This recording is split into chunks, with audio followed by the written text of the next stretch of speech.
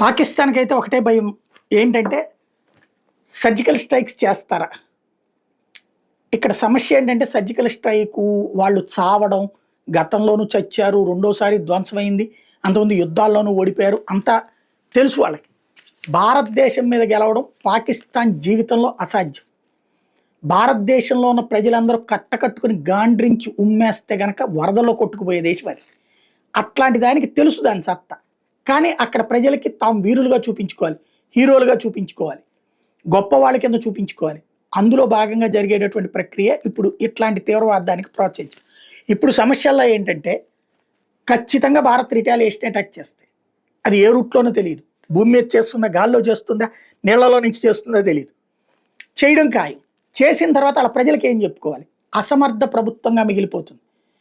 గతంలో ఇమ్రాన్ ఖాన్ని ఇట్లాగే అసమర్థుడిగా చూపించడానికి ఇప్పుడున్న షాబాజ్ షరీఫ్, వీళ్ళన్న నవాజ్ షరీఫ్ వీళ్ళందరూ ప్రయత్నించారు. అప్పట్లో జరిగిన సర్జికల్ స్ట్రైక్స్ని బేస్ చేసుకుని ఇమ్రాన్ ఖాన్ వల్ల కాలేదని.